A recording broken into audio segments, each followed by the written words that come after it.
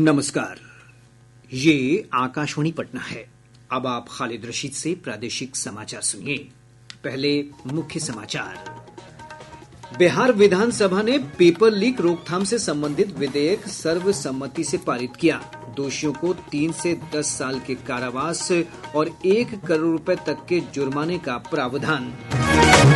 केंद्रीय वित्त मंत्री निर्मला सीतारमण ने आम बजट में कुछ राज्यों के साथ भेदभाव के विपक्ष के आरोपों को खारिज किया। मुख्यमंत्री नीतीश कुमार ने कहा, विशेष पैकेज से राज्य में विकास की रफ्तार और तेज होगी। विपक्ष पर विशेष दर्जे को लेकर राजनीति करने का आरोप लगाया। और नेपाल में काठमांडू के त्रिभुवन अंतर्राष्ट्रीय हवाई अड्डे से उड़ान भरने के दौरान एक विमान दुर्घटनाग्रस्त, हादसे में 18 लोगों की मौत। अब समाचार विस्तार से। बिहार विधानसभा ने पेपर लीक रोकथाम से संबंधित विधेयक को सर्वसम्मति से पारित कर दिया है। राज्यपाल के हस्ताक्षर के बाद यह कानून राज्य में लागू हो जाएगा। इसके तहत पेपर लीक के मामलों को गंभीर अपराध माना गया है। बिहार लोक परीक्षा अनुचित साधन निवारण विधेयक 2024 में पेपर लीक और परीक्षा में गड़बड़ी से संबंधित अपराधों को गैर जमानतीय बनाया गया है।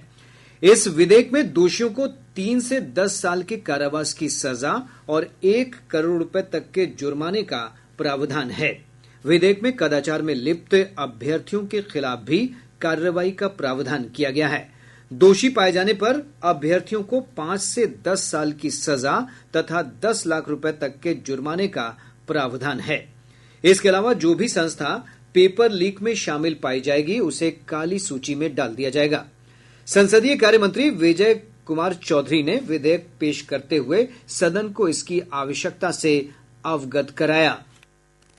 जो इस प्रदेश या देश के भविष्य युवा होते हैं, जो युवा छात्र होते हैं, उनमें जो मेधावी हैं, मेहनती हैं, ईमानदार हैं, जो ईमानदारी से कोशिश करते हैं, उनके इस ईमानदार प्रयास में कोई धोखा न करे, कोई उसके साथ छेड़छाड़ न करे। इसके लिए महोदय, ये बिहार के लाखों छात्रों के भविष्य को सुनिश्चित करने और सुरक्षित करने के लिए ये महत्वपूर्ण अधिनियम बनेगा। जो विधेयक हमने पेश किया है, इसीलिए मैं आपके माध्यम से सदन से दरख्वास्त करता हूं कि इसे सर्वसम्मति से पारित करने की कृपा करें।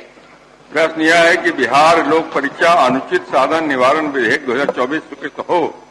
जो उसके पक्ष में वे हाँ कहें, जो उसके विपक्ष में है वे ना कहें। मैं समझता हूं कि पक्ष बहुमत है, प्रस्ताव स्वीकृत हुआ।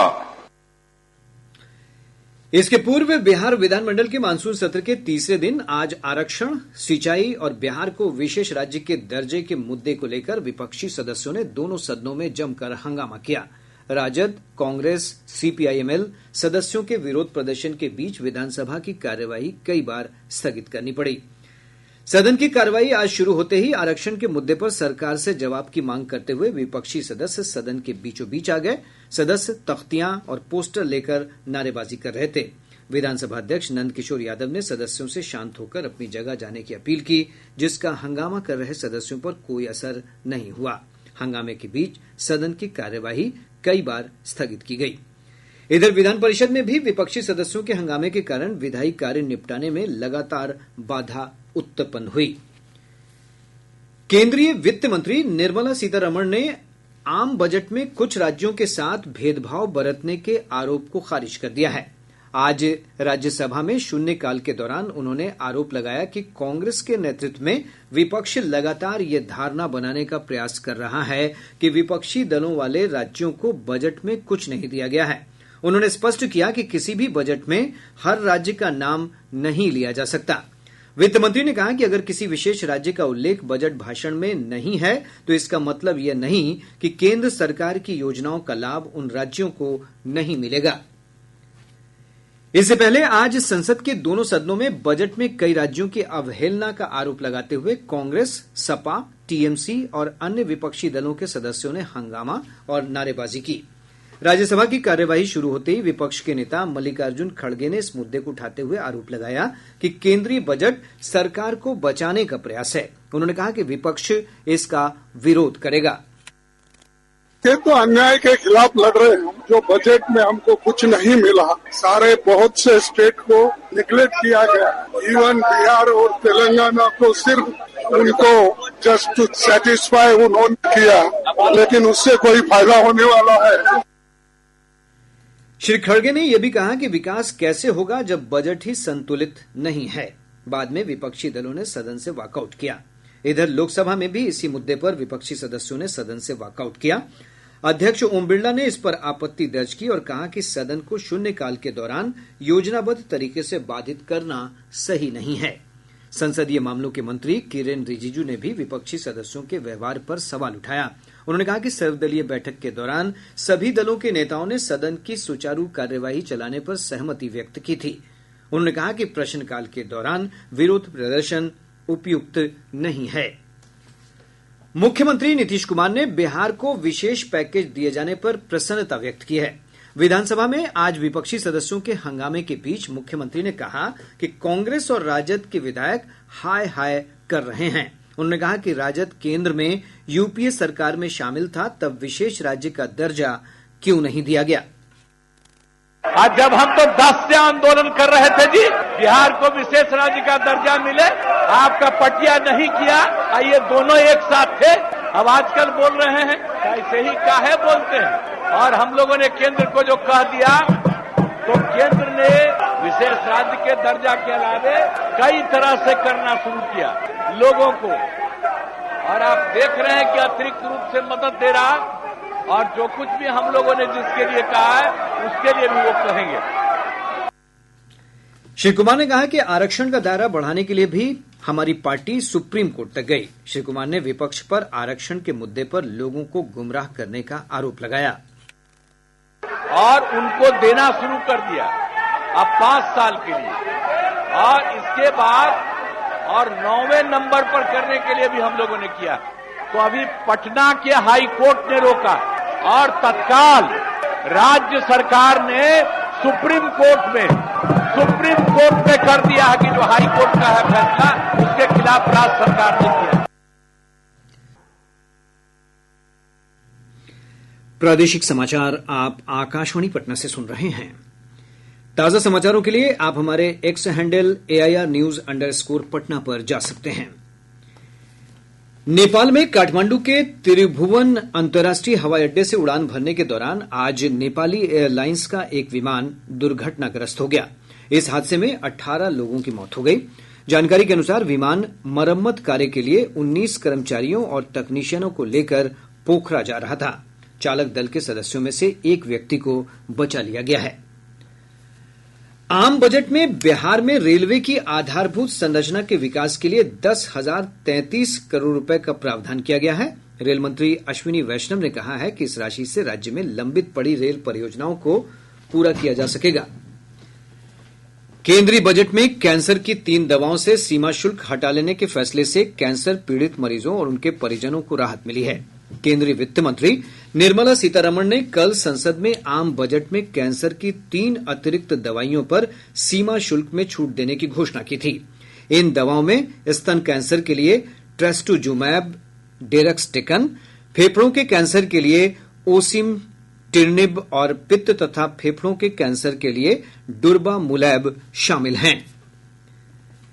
नीट यूजी परीक्षा 2024 को रद्द नहीं करने के सर्वोच्च न्यायालय के फैसले के बाद सफल अभ्यर्थियों और अभिभावकों को राहत मिली है। इसके साथ ही देश भर में सरकारी और निजी मेडिकल कॉलेजों में स्नातक पाठ्यक्रमों में प्रवेश के लिए आज से काउंसलिंग की प्रक्रिया शुरू हो गई है। भारतीय जनता पार्टी ने नीट यूजी परीक्षा पर सवाल उठाने के लिए विपक्षी दलों पर निशाना साधा है। नई दिल्ली में आज एक संवाददाता सम्मेलन को संबोधित करते हुए पार्टी के वरिष्ठ नेता रविशंकर प्रसाद ने कहा कि सर्वोच्च न्यायालय ने अपने फैसले में स्पष्ट किया है कि नीट परीक्षा की शुचिता से कोई समझौता नहीं किया गया, लेकिन विपक्षी दल देश को गुमराह कर रहे हैं। राहुल गांधी देश के बच्चों को, भारत की साख को क्यों बदनाम करते हैं बार बार? ये ठीक नहीं है। पार्टी की ओर से हम बहुत भर्त्सना करते हैं विपक्ष के रवैये की, और विशेष रूप से राहुल गांधी के रवैये की। जिस प्रकार से उन्होंने पिछले 1-1.5 महीने में देश में परीक्षा के खिलाफ अविश्वास का माहौल बनाया, वो राजनीति करें लेकिन देश को कमजोर न करें। श्री प्रसाद ने कहा कि नीट परीक्षा में गड़बड़ी की शिकायत मिलते ही सरकार ने तत्काल कार्रवाई की और मामले की सीबीआई जांच के आदेश भी दिए। सर्वोच्च न्यायालय लंबित मामलों को निपटाने और सौहार्दपूर्ण समाधान के लिए 29 जुलाई से 3 अगस्त 2024 तक विशेष लोक अदालत का आयोजन करेगा। ये पहल सर्वोच्च न्यायालय की स्थापना के 75वें वर्ष में एक मील का पत्थर है। भारत के मुख्य न्यायाधीश डीवाई चंद्रचूड़ ने उन नागरिकों से इस पहल से लाभ उठाने की अपील की है जिनके मामले शीर्ष अदालत में लंबित हैं। इस साल 29 जुलाई से 3 अगस्त तक भारत के सर्वोच्च न्यायालय ने लोक अदालत का आयोजन किया है। इस साल सर्वोच्च न्यायालय अपने 75वें वर्ष की वर्षगांठ पर इस स्पेशल लोक अदालत का आयोजन करते हुए ये ध्यान में हमने रखा है कि सुप्रीम कोर्ट में काफी मामले नागरिकों के लंबित हैं, और मैं आप सब से गुजारिश करता हूं, लिटिगेंट से गुजारिश करता हूं, वकीलों से, एडवोकेट्स ऑन रिकॉर्ड से, कि इस लोक अदालत में आप हिस्सा लें ताकि ये सारे जो मामले हैं इनमें जहां हम कर सकें इनका हम निवारण कर लें और शीघ्र लोगों को न्याय पहुंचाएं। वीआईपी प्रमुख मुकेश सहनी के पिता जीतन सहनी की हत्या मामले में पुलिस ने 4 अभियुक्तों को रिमांड पर लिया है। दरभंगा के वरीय पुलिस अधीक्षक जगुनाथ रेड्डी जला रेड्डी ने बताया कि अभियुक्तों से पूछताछ के क्रम में हत्याकांड में इस्तेमाल हथियार बरामद कर लिया गया है। उन्होंने कहा कि आगे की कार्रवाई की जा रही है। अररिया की एक स्थानीय अदालत ने शराबबंदी कानून के तहत दोषी पाते हुए एक आरोपी को 5 वर्ष की सश्रम कारावास की सजा सुनाई है। औरंगाबाद जिले के बारून थाना क्षेत्र अंतर्गत भीषण सड़क दुर्घटना में मोटरसाइकिल सवार 2 युवकों की मौत हो गई। बेगूसराय के बखरी थाना क्षेत्र अंतर्गत विभिन्न स्थानों से पुलिस ने अंतर्राज्यीय मोटरसाइकिल चोर गिरोह के 5 अपराधियों को गिरफ्तार कर लिया है। कैमूर जिला पुलिस ने 1.5 वर्षीय अपहृत बच्चे को कुदरा बाजार क्षेत्र से सकुशल बरामद कर लिया। पुलिस अधीक्षक ललित मोहन शर्मा ने बताया कि इस मामले में एक महिला समेत 7 लोगों को गिरफ्तार किया गया है। और अब अंत में मुख्य समाचार एक बार फिर। बिहार विधानसभा ने पेपर लीक रोकथाम से संबंधित विधेयक सर्वसम्मति से पारित किया। दोषियों को 3 से 10 साल के कारावास और 1 करोड़ रुपए के जुर्माने का प्रावधान। केंद्रीय वित्त मंत्री निर्मला सीतारमण ने आम बजट में कुछ राज्यों के साथ भेदभाव के विपक्ष के आरोपों को खारिज किया। मुख्यमंत्री नीतीश कुमार ने कहा, विशेष पैकेज से राज्य में विकास की रफ्तार और तेज होगी। विपक्ष पर विशेष दर्जे को लेकर राजनीति करने का आरोप लगाया। और नेपाल में काठमांडू के त्रिभुवन अंतर्राष्ट्रीय हवाई अड्डे से उड़ान भरने के दौरान एक विमान दुर्घटनाग्रस्त, हादसे में 18 लोगों की मौत। इसके साथ ही आकाशवाणी पटना से प्रसारित प्रादेशिक समाचार का ये अंक समाप्त हुआ।